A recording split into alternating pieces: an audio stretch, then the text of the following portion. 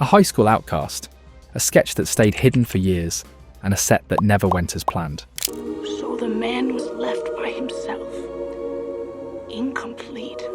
Edward's Scissorhands only became a classic because of 18 happy accidents and total mess-ups that made the movie a legend. Would you like that? Only thing is, you can't cut. Let's see just how wild movie magic can get. I read the screenplay and I was devastated. Number 1. The entire neighborhood of Carpenter's Run in Lutz, Florida, woke up to find their houses getting painted bright pink, yellow, and green. The production team needed about 50 of the 52 houses painted in crazy pastel colours for the movie's Suburban paradise look. Picture production assistants going door to door like, "Hey, can we paint your house cotton candy blue?" Most people said yes, but a couple of families flat out refused. They probably thought Hollywood was nuts. So the crew just painted around them until those holdouts finally gave in and agreed. Here's the wild part. Some homeowners got paid compensation, or even trips to Disney World, while their houses got completely transformed. Free vacation while strangers paint your house. Not bad. The crew worked fast, turning normal suburban homes into this candy-coloured dreamland. But then something funny happened. When filming wrapped and it was time to repaint everything back to normal, some residents were like, "Actually, can we keep the pink?" Meanwhile, behind all this neighbourhood chaos, one legendary actor was quietly preparing for what would become his final performance. Number 2. That perfect match happened because both Burton and Thompson were repped by the same agency, which saw something special when they introduced these two creative outsiders. Burton was too weird for mainstream Hollywood, and Thompson was too dark for typical screenwriting gigs. But when Burton finally told Thompson about his scissor-handed character, she immediately said, "Stop right there, I know exactly what to do with that." Within weeks, she'd turned Burton's sketch into a 70-page prose treatment that captured everything the character represented. Their shared outsider experience became the movie's secret weapon. Two Hollywood misfits who clicked instantly over a weird drawing about not fitting in. But once word got out about this strange new project, some very unexpected names started showing interest. Number 3. A bunch of big names were considered for Edward. Tom Cruise, Michael Jackson, Jim Carrey, and Gary Oldman all circled the role at different points. Tom Cruise actually met with Tim Burton and was seriously interested, but he derailed the conversation by asking one very practical question. How does Edward use the bathroom? Burton just stared at him like, "That's what you're worried about."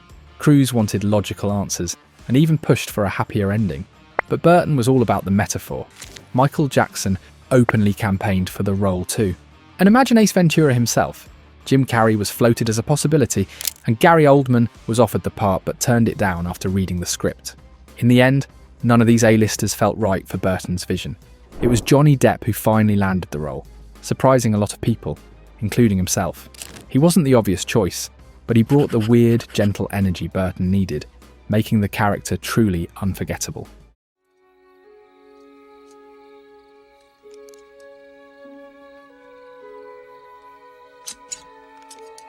Number 4. Johnny Depp and Winona Ryder had this intense, complicated real-life connection. They were actually dating during filming, but that didn't make their early scenes together any less awkward. You know when emotions are running high and you're both trying to figure out what you're doing? That was them on camera. Here's the genius part. Their real nervousness became Edward and Kim's connection. When Edward nervously touches Kim's face, that wasn't just good acting. They were literally working through their feelings while the cameras rolled.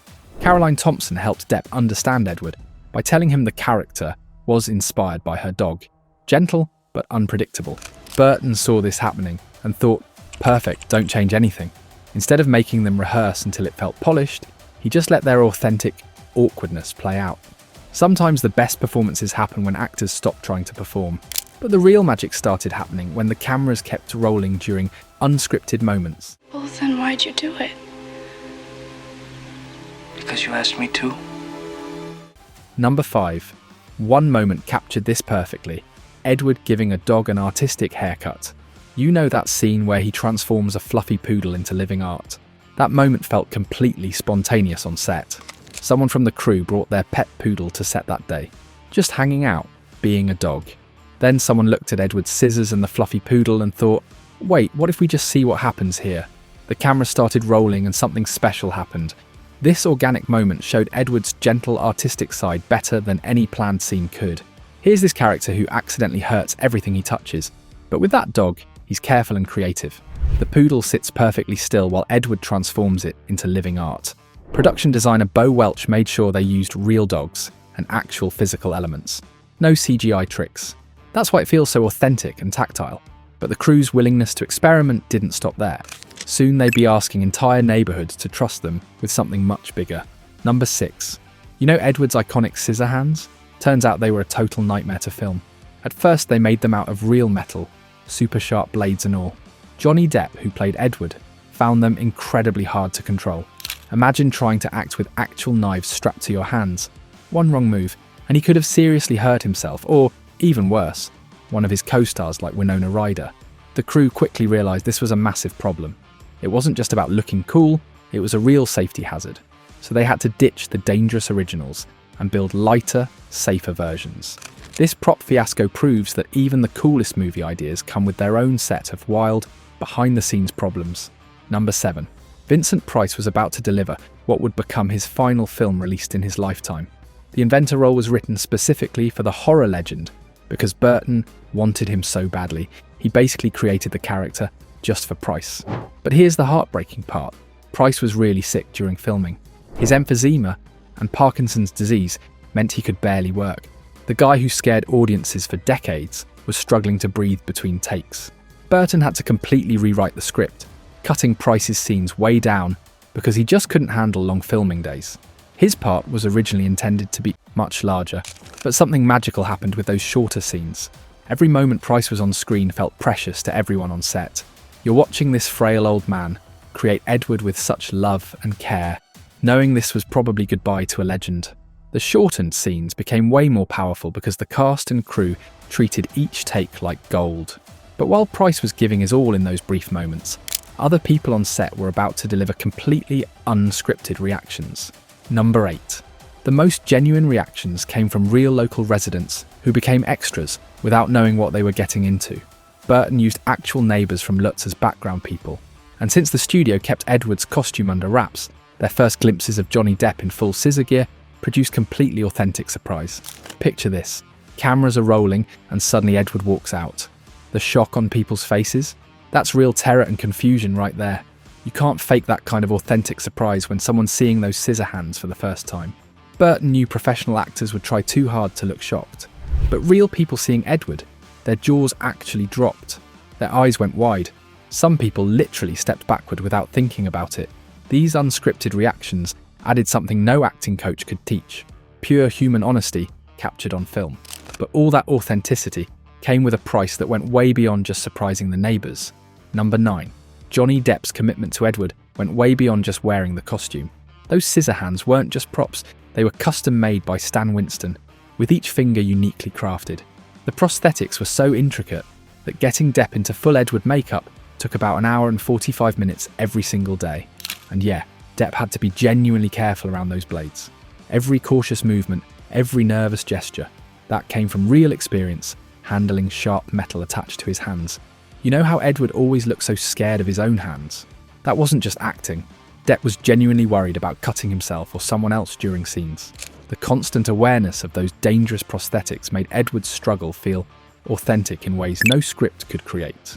But the scissor hands were just the beginning of the physical challenges this production would throw at everyone. Number 10. Filming in the Tampa Bay area during spring and summer created its own nightmare. Picture Johnny Depp in head-to-toe black leather when it's 95 degrees with crushing humidity. Caroline Thompson developed such a severe heat rash covering her whole body that it affected the production schedule. Depp refused cooling agents to stay in character and eventually collapsed from heat exhaustion.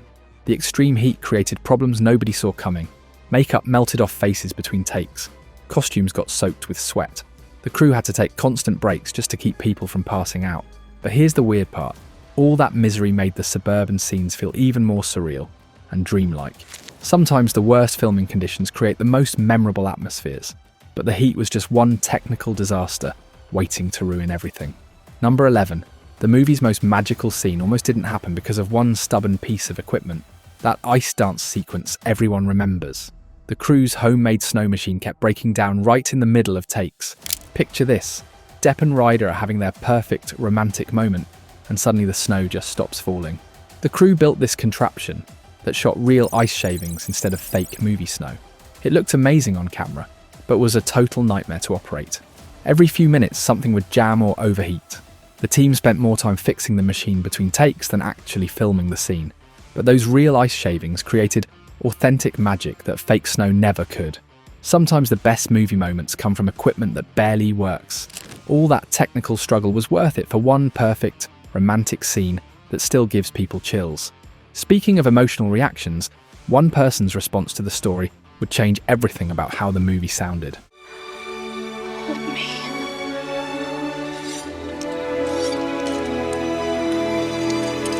Number 12. Danny Elfman was about to create something completely different from his usual Burton collaborations. This was their fourth project together, but when Burton sat down to explain the story's emotional core, Elfman was deeply moved in a way that caught him off guard. Burton was talking about loneliness, about being different, about wanting to connect but accidentally hurting everyone you touch. Elfman felt that pain hit him personally. That emotional reaction completely changed how Elfman approached the soundtrack. Instead of just creating spooky Burton music, he poured his own feelings into every note.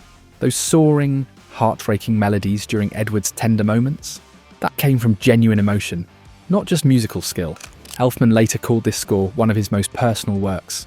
The music became more powerful because it came from real connection rather than professional technique. When you hear those melodies, you're feeling what Elfman felt in that room.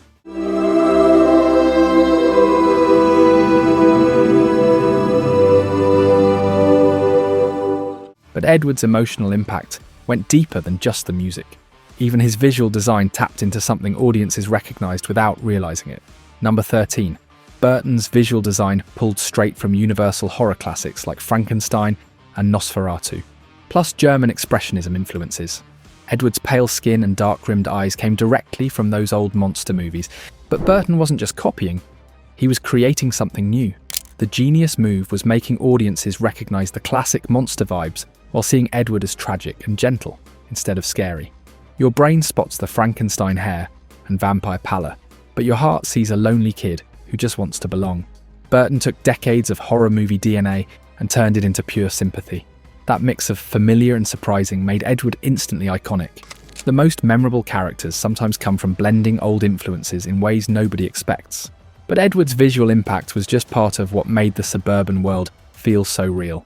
Number 14. The production team took that authenticity one step further by filling those colourful houses with genuine family memories. Instead of using fake studio props, they asked the local extras to bring their own family photos and belongings from home. Picture walking into these houses and seeing actual wedding pictures on mantles, real kids' drawings stuck to fridges, genuine family vacation photos scattered around. These personal items made each house feel lived in and genuine. You know how movie sets usually look too perfect? Like nobody actually lives there? Not here. Real coffee mugs sat on real kitchen tables next to actual homework and grocery lists. These family artifacts added emotional weight to the suburban setting. When Edward walks through these homes, he's seeing real people's actual lives. The most convincing movie neighbourhoods are built from real people's memories and everyday stuff. But all that authentic set design was just the foundation for something even more genuine, happening between the actors themselves. Number 15. Depp's commitment to Edward went way beyond just showing up on set. He studied Charlie Chaplin films to understand how silent characters express emotion through movement. The guy even lost about 25 pounds to get that gaunt, otherworldly look that made Edward feel genuinely fragile. When you watch those early scenes between Edward and Kim, you're seeing two actors who are still figuring each other out while cameras rolled. Burton saw this real chemistry happening and thought, don't change anything. Instead of forcing fake romance through endless rehearsals, he kept those raw moments where their genuine reactions created the emotional connection. That authentic nervousness between Depp and Ryder became the heart of Edward and Kim's relationship. Sometimes the best performances happen when actors stop trying to perform and just react naturally. But not every genuine moment that happened on set made it into the final movie. Number 16. A wild backyard barbecue food fight scene was actually filmed, with the whole cast getting into total chaos, food flinging everywhere, unscripted mayhem. But when it came time to edit, Burton decided it didn't fit the tone and left it on the cutting room floor. Meanwhile, something much bigger was happening behind the scenes. Producers were debating whether Edward should actually kill Jim in the film's climax. Some thought it was too dark or risky, but screenwriter Carolyn Thompson fought hard for it, believing Edward had to cross that line to truly protect Kim and bring his journey full circle. In the end, Burton backed her vision and kept the dramatic ending, giving the movie the stakes and tragic power that make it unforgettable. Sometimes the wildest ideas, whether they make the final cut or not, are what create a film's edge and emotional punch. Number 17. Burton's own childhood trauma provided the perfect blueprint for Edward's world. The pastel suburban nightmare came directly from Burton's memories of growing up in Burbank, California, where he felt trapped in a colourful, conformist paradise, where every house looked the same and everyone acted the same. Picture young Burton walking through rows of identical homes painted in cheerful colours, feeling like he was stuck in some fake Disney movie. Those perfect lawns, matching mailboxes, and cookie-cutter families made him feel completely isolated. Burton used those specific feelings of not belonging in supposed paradise as the emotional foundation for Edward's character. Those childhood memories became the movie's most striking visual language, the pastel suburbs seen through Edward's outsider eyes. The most powerful movie settings come from directors' real experiences, not just imagination. But Burton had no idea his personal vision would start affecting people in ways nobody expected. Number 18. Reports from set started coming in about something weird happening. Crew members and some locals were trying Edward-style hair and black clothes.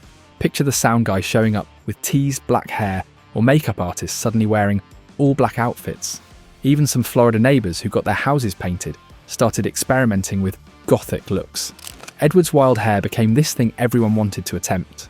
His dark, messy aesthetic spread through the production like some kind of fashion experiment. People who never touched black leather suddenly showed up looking like mini Edwards.